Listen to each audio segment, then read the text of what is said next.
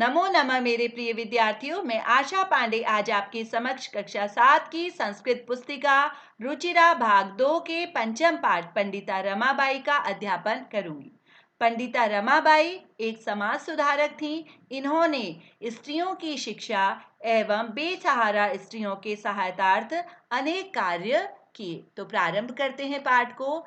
स्त्री शिक्षा क्षेत्रे अग्रगण्या पंडिता रमाबाई 1858 तमे ख्रीष्टाब्दे जन्म अलभत।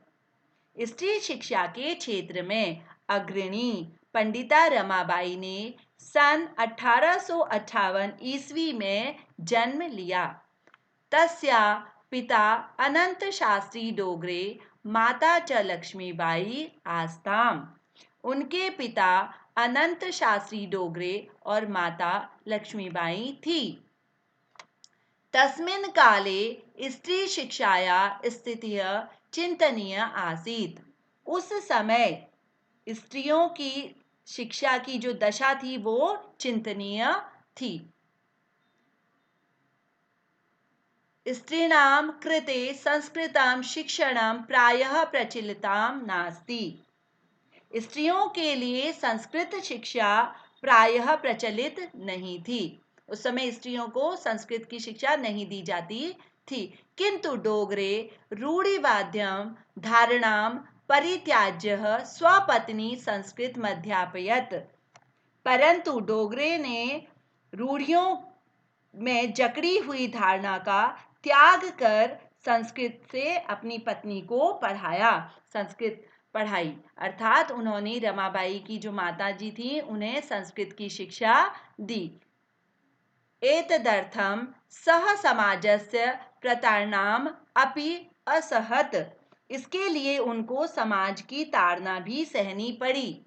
समाज ने प्रताड़ना की उनकी कि ये स्त्रियों को शिक्षा दे रहे हैं और वो भी संस्कृत की शिक्षा। अनंतरम रमा अपि स्वमातुः संस्कृत शिक्षा प्राप्तवती। उसके पश्चात रमा अपि मतलब रमा ने भी स्वमातु अपनी माता से संस्कृत की शिक्षा प्राप्त की। कालक्रमेण रमायाः पिता विपन्नः संजातः। समय बीतने के साथ रमा के पिता निर्धन हो गए, अर्थात उन्हें आर्थिक तंगी का सामना करना पड़ा। तस्याः पितरौ, पितरौ मतलब माता पिता दोनों को कहा जाता है पितरौ, ज्येष्ठाः भगिनी बड़ी बहन च दुर्भिक्ष पीड़िताः दिवंगताः। उनके माता पिता, किनके? उसके माता पिता अर्थात रमाबाई के माता पिता और बड़ी बहन, ज्येष्ठ भगिनी मतलब बड़ी बहन जो है अकाल से पीड़ित होकर मृत्यु को प्राप्त हो गई। दिवंगता मतलब मृत्यु को प्राप्त हो गई। अकाल से पीड़ित होकर माता पिता और उनकी बड़ी बहन का निधन हो गया। तदंतरम रमा स्वज्येष्ठ भ्रातराम सह, उसके पश्चात रमा अपने बड़े भाई, अपने स्व मतलब अपने ज्येष्ठ भ्राता अपने बड़े भाई के साथ पदभयाम समग्रम भारतम अभ्रतम, अपने बड़े भाई के साथ पैदल सारे भारत में घूमती हुई सा कलकत्ता प्राप्तः, और कलकत्ता पहुंची। उन्होंने क्या किया? उसके पश्चात रमाबाई जो है अपने बड़े भाई के साथ पैदल सारे भारत में घूमती हुई कलकत्ता पहुंची, कोलकाता पहुंची। संस्कृत वेदुरश्यण सात तत्र पंडिता सरस्वती चेति उपाध्याभ्यां विभूषिताः। अब यहाँ पे क्या हुआ? संस्कृत विद्वता के कारण उन्हें वहां जो है पंडिता और सरस्वती की उपाधियों द्वारा विभूषित किया गया। तथैव सा ब्रह्म समाजेन प्रभाविताः वेदाध्ययनम अकरोत्। वहाँ जब वो गई तो वहाँ ब्रह्म समाज से प्रभावित होकर उन्होंने वेदों का अध्ययन किया। ब्रह्म समाज की स्थापना राजा राममोहन राय ने की थी, तो उन्होंने वेदों पे बहुत ज़्यादा जोर दिया जाता है, तो उन्होंने वहाँ वेदों का अध्ययन किया और उससे वो बहुत ज़्यादा प्रभावित हुई। पश्चात सा स्त्रीणाम कृते वेदानीना शास्त्राणाम शिक्षाएं आंदोलनम प्रारब्धति। अब उन्होंने क्या किया, उसके बाद उन्होंने बालिकाओं या स्त्रियों के लिए जो वेदों की शिक्षा थी या संस्कृत और वेदों की शिक्षा आदि की के लिए आंदोलन प्रारंभ कर दिया। 1880 तमे ख्रिस्टाब्दे मतलब ईसवी पूर्व सा विपिन बिहारी दासेन सह बांकीपुरम न्यायालये विवाहम अकरोत। 1880 ईस्वी में उन्होंने, सा मतलब कौन, रमाबाई ने विपिन बिहारी दास के साथ बांकीपुर न्यायालय में विवाह कर लिया। न्यायालय में उन्होंने विपिन बिहारी दास के साथ विवाह कर लिया। साधक वर्षतः अनंतरम तस्या पति दिवंगतः। 1.5 वर्ष के बाद ही उनके पति का भी निधन हो गया। तदंतरम सा पुत्राया मनोरमया सह जन्मभूमि महाराष्ट्रम प्रत्यागच्छत।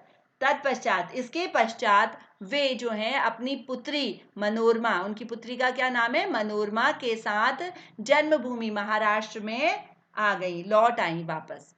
नारीणाम सम्मानयाय शिक्षायै च सा स्वकीयम जीवनम अर्पितवती। और उन्होंने क्या किया, अपना जीवन जो है, सारा जीवन स्त्रियों के उचित सम्मान और शिक्षा के लिए अपना सारा जीवन समर्पित कर दिया। अब उन्होंने अपने जीवन का एक लक्ष्य बना लिया कि मैं स्त्रियों के, नारियों के, महिलाओं के शिक्षा के लिए और उनके सहायतार्थ ही कार्य करूंगी। हंटर शिक्षा आयोजस्य समक्षम नारी शिक्षा विषये सा स्वमतम प्रस्तुतवती। अब हंटर शिक्षा आयोग, ये शिक्षा की जो नीतियां बनाई जाती हैं वो हंटर शिक्षा आयोग उस समय बनाई जाती थी उनसे, तो उन्होंने क्या किया, उसके समक्ष हंटर शिक्षा आयोग के सामने रमाबाई ने महिला शिक्षा के विषय में अपने मत प्रस्तुत किए। अपने जो भी मत थे उनके, उन्होंने बताया कि स्त्री शिक्षा के लिए जो भी अच्छे कार्य हैं उनको अवगत कराया हंटर शिक्षा आयोग को। सा उच्च शिक्षार्थम इंग्लैंड देशम गतवती। और वह जो है उच्च शिक्षा के लिए इंग्लैंड गई। तत्र ईसाई धर्मस्य स्त्री विषयकैः उत्तम विचारैः प्रभाविताः जाता। अब वहां जब वो गई इंग्लैंड में शिक्षा प्राप्त करने, तो वहां उन्होंने स्त्रियों की शिक्षा के विषय में ईसाई धर्म के स्त्री विषयक उत्तम विचारों से प्रभावित हुई। तो ईसाई धर्म में जो स्त्रियों की शिक्षा और उनका रहन सहन, उससे वो बहुत ज्यादा प्रभावित हुई। इंग्लैंड देशात रमाबाई अमेरिका देशाम अगच्छत। इंग्लैंड देश से रमाबाई अमेरिका गई। तत्र सा, तब वहां उन्होंने भारतस्य विधवा स्त्रीणाः सहायतार्थ अर्थ संचयम अकरोत। और वहां उन्होंने भारत की विधवा महिलाओं की सहायता के लिए धन इकट्ठा किया। अर्थ संचयनम, अर्थ मतलब धन को संचय किया। उन्होंने वहां अपने धन को संचय करना प्रारंभ कर दिया, जिससे कि वो महिलाओं की हेल्प या मदद कर सकें। भारतम प्रत्यागत्य मुंबई नगरे सा शारदा सदनम स्थापयत। और वहां से जब लौटी, भारत लौटकर मुंबई नगर में शारदा सदन की स्थापना की। अस्मिन् आश्रमे निस्सहायाः स्त्रियाः निवसन्ति स्म। इस आश्रम में निस्सहायाः मतलब बेसहारा स्त्रियां रहती थी, निवसन्ति स्म रहती थी। तो उस आश्रम में बेसहारा स्त्रियां रहती थी। तत्र स्त्रियः मुद्रण, टंकण, काष्ठकला दिश्च प्रशिक्षणमपि लभन्ते स्म। अब यहाँ पे क्या कहा गया है कि वहां पे जो महिलाएं थी, वहां की महिलाएं मुद्रण मतलब छपाई, टंकण मतलब टाइप जो करते हैं, टाइपिंग जो की जाती है, और काष्ठ मतलब लकड़ी की कला या कलाकारी आदि आदि के प्रशिक्षण भी लेती थी। तो महिलाओं को वहाँ जो सदन था, जो सादा सदन था, उसमें अनेक प्रकार की शिक्षा दी जाती थी। उन्हें मुद्रण करना, छपाई करना, टाइप करना और लकड़ी के अलग अलग कलाकारी करना लकड़ी में, वो सब सिखाया जाता था। परम इदम सदनम पुणे नगरे स्थानांतरिति जातम। अब क्या हुआ, इसका स्थानांतरण कर दिया गया, परंतु इस सदन का पुणे नगर में क्या किया गया, स्थानांतरण कर दिया गया या स्थान परिवर्तन हो गया। ततः पुणे नगरस्य समीपे केडगांवः स्थाने मुक्ति मिशन नामः संस्थानं तया स्थापिताम्। अब क्या किया गया, इसके पश्चात पुणे नगर के जो समीप केडगांव था, पुणे के समीप नामक स्थान पर उनके द्वारा मुक्ति मिशन नामक संस्था की स्थापना की गई। उन्होंने पुणे में एक और संस्था के मतलब एक संस्था की स्थापना की जिसका नाम रखा गया मुक्ति मिशन। अत्र अधुना अपि निराश्रिताः स्त्रियः ससम्मानं जीवनं यापयन्ति। वहां पे, यहाँ अब भी जो है, यहाँ पे अत्र मतलब यहाँ, अधुना अब भी, अपि मतलब भी, निराश्रिता मतलब बेसहारा महिलाएं जो हैं सम्मान के साथ जीवन व्यतीत करती हैं। अभी भी करती हैं, वर्तमान, ये क्या है, वर्तमान में भी करती हैं। 1922 तमे ख्रीष्टाब्दे रमाबाई महोदयाः निधनम अभवत्। 1922 ईस्वी में रमाबाई का निधन हो गया। सा देश विदेशानाम अनेकासु भाषासु निपुणा आसीत। वह देश विदेश की अनेक भाषाओं में निपुण थी, उन्हें देश विदेश की अनेक भाषाएं आती थी। समाज सेव्याः अतिरिक्त लेखन क्षेत्रे अपि तस्याः महत्वपूर्णम अवदानम अस्ति। समाज सेवा के अलावा लेखन के क्षेत्र में भी तस्या वे जो हैं अपना मतलब उनका महत्वपूर्ण योगदान रहा है। स्त्री धर्म नीति हाई कास्ट हिंदू वुमेन इति तस्या प्रसिद्ध रचनाद्यम वर्तते। इसमें क्या कहा गया है कि स्त्री धर्म नीति और हाई कास्ट हिंदू वुमेन उनकी प्रसिद्ध रचनाएं हैं। तो आशा है आपको ये पाठ अच्छे से आ गया होगा। इसकी एक्सरसाइज जो है वो देख लेते हैं, पुस्तक के अभ्यास कार्य जो हैं उनको देख लेते हैं। तो देखिए, इसमें पहला प्रश्न है अभ्यास कार्य में कि एक पदेन उत्तरत, एक पद में उत्तर दीजिए। पंडिता सरस्वती इति उपाधिभ्याम का विभूषिता। तो पंडिता और सरस्वती की उपाधि से किसको विभूषित किया गया। का की जगह वन वर्ड आंसर देने होते हैं, तो यहाँ पे क्या लिखेंगे, का कौन है, पंडिता रमाबाई। रमा कुत्र संस्कृत शिक्षा प्राप्तवती। रमा ने कहाँ से संस्कृत की शिक्षा प्राप्त की, तो उन्होंने स्वमातु अपनी माता से संस्कृत की शिक्षा प्राप्त की थी, तो लिखेंगे स्वमातु।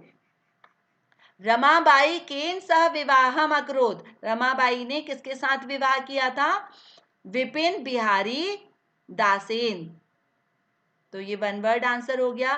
कासाम शिक्षाएं रमाबाई स्वकीय जीवनम अर्पितवती। तो अपना सारा जीवन जो है उन्होंने किसके लिए समर्पित कर दिया, नारीणाम, किसके लिए, नारियों के लिए, स्त्रियों के लिए, स्त्रियों की शिक्षा के लिए। किसकी शिक्षा के लिए अर्पित किया, स्त्रियों की शिक्षा के लिए अपना सारा जीवन उन्होंने अर्पित कर दिया। रमाबाई उच्च शिक्षार्थम कुत्र आगच्छत। वह उच्च शिक्षा के लिए कहाँ गई थी, इंग्लैंड देशम। वह इंग्लैंड देश में उच्च शिक्षा प्राप्त करने के लिए गई थी। दूसरा प्रश्न देखते हैं, रेखांकित पदानी। इसमें क्या करना है, आपने प्रश्नों के निर्माण करना है। प्रश्न ये उत्तर दिए गए हैं, जैसे पहले दिया गया था, पहले वाले प्रश्न में आप प्रश्न दिए गए थे और हमें वन वर्ड आंसर लिखने थे। तो जहाँ पे जैसे का लिखा हुआ है तो पंडिता रमाबाई लिख दिया वहां पे हमने, और वन वर्ड आंसर है उसे कुतः की जगह स्वमातु। तो उसी प्रकार से ये विपरीत कर दिया गया, यहाँ उत्तर दिए गए हैं और हमने इन उत्तरों से प्रश्नों का निर्माण करना है। रमायाः पिता समाजस्य प्रतारणाम असहत। तो अब रमा के पिता, किसके पिता ने किया था? तो कस्याः। अब यहाँ पे हमें विशेष ध्यान ये देना पड़ेगा कि रमायाः, तो कौन सी विभक्ति का प्रयोग किया गया है उसी विभक्ति में, जैसे कि रमायाः ये क्या है? षष्ठी विभक्ति है, तो एक वचन षष्ठी विभक्ति है, तो हम जब प्रश्न करेंगे तो तब भी हम षष्ठी विभक्ति का कस्याः ही लेंगे। कस्याः पिता समाजस्य प्रतारणाम, तो किसके पिता को सहन करनी पड़ी समाज की प्रताड़ना? तो रमा की। ठीक है। पत्युः मरणांतरम रमाबाई महाराष्ट्र प्रत्यागच्छत। पति के मरने के बाद अब हम प्रश्न करेंगे किसके? तो कस्य। यहाँ पे क्या आ जाएगा? कस्य। तो कस्य यहाँ पे ये भी पत्युः जो है वो भी षष्ठी विभक्ति का है, तो हम यहाँ पे कस्यः लेंगे पुल्लिंग में, यहाँ पुल्लिंग का है तो इसलिए कस्य आ गया। रमाबाई मुंबई नगरे शारदा सदनम अस्थापितः। यहाँ पे मुंबई नगरे कहाँ स्थापित किया? तो कहाँ के लिए क्या हो जाता है? कोई स्थान वगैरह, कलकत्ता मुंबई, तो उसके लिए कुत्र का प्रयोग किया जाता है, तो कुत्र लिखेंगे प्रश्न के लिए। 1922 तमे ख्रीष्टाब्दे रमाबाई महोदया निर्धनम अभवत। निधनम, कब उनका निधन हुआ था? तो किसका हुआ था निधन? तो रमाबाई का। तो रमाबाई का लिखेंगे तो कस्याः।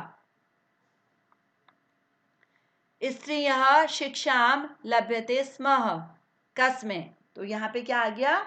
बहुवचन है, स्त्रियः बहुवचन का प्रयोग किया गया है, पंचमा और षष्ठी विभक्ति का प्रयोग किया गया है, तो कस्में भी हम उसी का प्रयोग करेंगे। इसके लिए हमें जो है रूपों को याद करना बहुत ज़रूरी है। बालक के रूप और इकारांत रूप, तो ये जब हम याद कर लेंगे तो हमें एक्सरसाइज करने में बहुत ही आसानी हो जाएगी। प्रश्न उत्तर, ये प्रश्नों के उत्तर लिखने हैं। रमाबाई किमर्थम आंदोलन प्रारंभवती, किस लिए किया उन्होंने? वेदानी शास्त्राणी शिक्षार्थे आंदोलन प्रारंभवती। स्त्रियों के शिक्षा के लिए, वेदों के अध्ययन के लिए उन्होंने आंदोलन प्रारंभ किया।